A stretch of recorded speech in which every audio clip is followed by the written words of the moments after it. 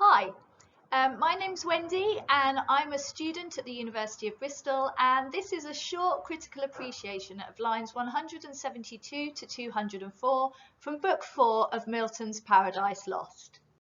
A perfect judge will read each work of wit with the same spirit that its author writ, so says Alexander Pope. And therefore, says C.S. Lewis, we must read Paradise Lost as Milton intended. And Milton intended to produce an epic. Epic from the beginning is solempe. We are to expect pomp. Epic diction is deliberately set apart from daily usage. Its strength is in its not being familiar in the sense of being colloquial or commonplace. What is the point, says Lewis, of having a poet if he is inspired by the muse and then just writes poetry that you or I could have written? I expected a feast and came prepared for one, and my hope is that you are too. Epics incorporate a set of patterns which are interwoven throughout the narrative. Milton follows these conventions set out by his Greco-Roman predecessors such as Homer and Virgil. He begins his account in media res. Chronologically, the beginning is in Book 5. His sentences are long with a typically Latinate inverted word order, often including epithets, epic similes, or allusions to history and literature. And mimicking Virgil's style of ellipsis, there are missing pronouns left for us to fill in. And yet, within the context of this epic machinery, Milton puts his own stamp on this classical form of writing.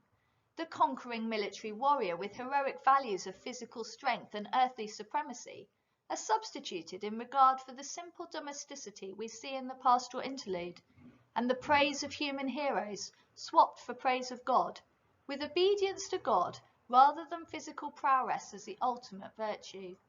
The definitive battle lost not on a bloody battlefield, but quietly in the heart of the hero, for pride and a few deceptive words. Otherwise, Paradise Lost is adorned with traditional epic motifs. We see divine intervention as Satan enters Eden and manipulates human action. And we see an ominous foreshadowing as the narrator shares that Satan sat, devising death. And epic settings cover vast geographical expanses. Milton does this, and then some, by including the whole of the cosmos, heaven, hell, and planet Earth. In Paradise Lost, the narrator is not a character in the story, but an all-knowing and all-seeing external observer. Potentially, this could be John Milton himself. In this extract, we see Milton's derogatory condemnation as reference is made to church leaders as lured hirelings who follow in Satan's footsteps, climbing in and stealing from God's church. Paradise Lost also has an inherently instructional and moral message to convey, which Milton was open about. We see an element of this didactic nature when the narrator considers that little can be known of immortality, and that only God can value right and good. Milton's flexible manipulation of the pattern of each decasyllabic line whilst being metrically strict is essential to the charm of Paradise Lost. His control of pace and use of caesura to produce a measured ceremonial tone is in keeping with the serious nature of the subject matter. Milton strongly discourages mechanical reading, doesn't use the traditional heroic couplet, and fewer than half the lines are end-stopped.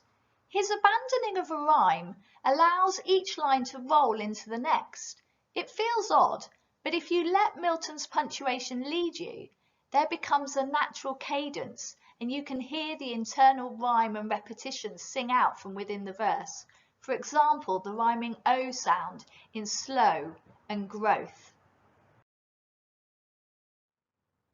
Despite the often complex organisational structure of Milton's sentences, he repeatedly chooses a simple monosyllabic word as a tool to take us across the threshold of a new line. For example, in our extract, the narrator is describing Satan's approach, entrance, and first glimpse of Eden, while simultaneously pondering humanity's downfall. And what are Milton's responding lexical choices to communicate this significant event? The smallest words he can find. Milton's invocations are deliberately understated, especially given the solemnity of the information being carried.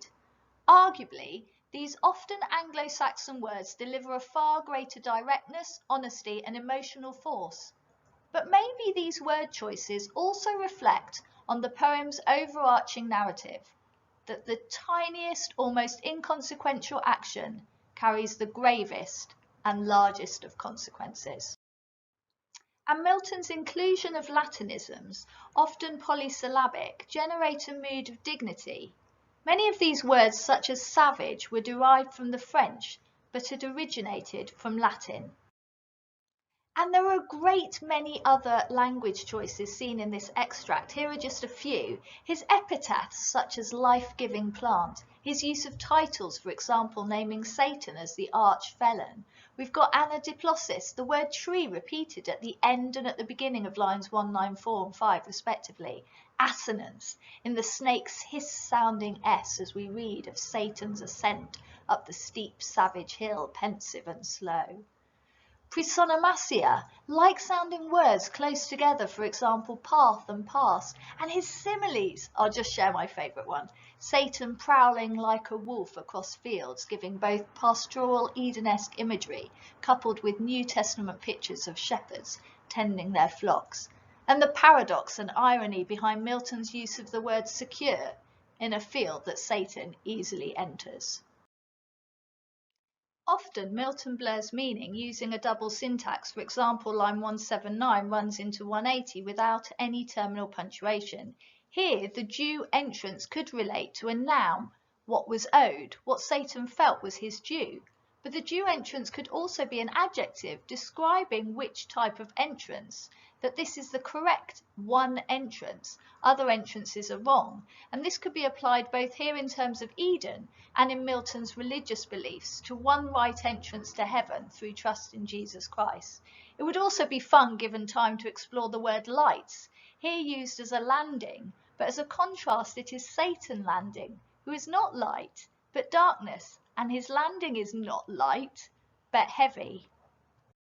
Well, thank you so much for listening. That's the end of my presentation. Please find my references and a copy of my original annotations on the following 2 slides. Bye!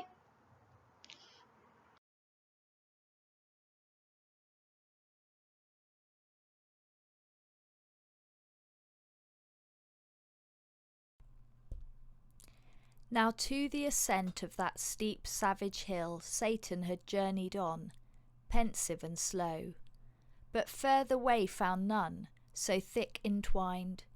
As one continued brake, the undergrowth of shrubs and tangling bushes had perplexed all path of man or beast that passed that way.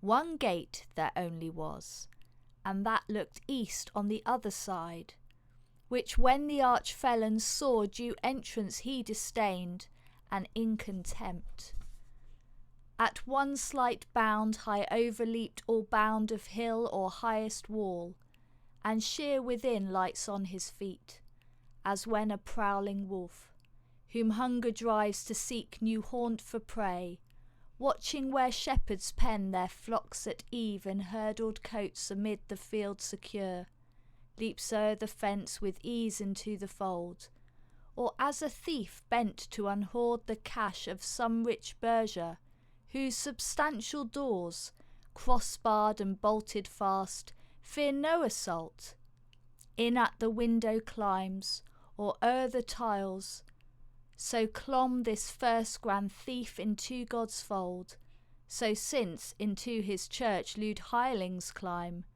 thence up he flew, and on the tree of life, the middle tree and highest there that grew, sat like a cormorant, yet not true life thereby regained, but sat devising death to them who lived, nor on the virtue thought of that life-giving plant, but only used for prospect. What well used had been the pledge of immortality, so little knows any, but God alone, to value right the good before him, but perverts best things to worse abuse, or to their meanest use.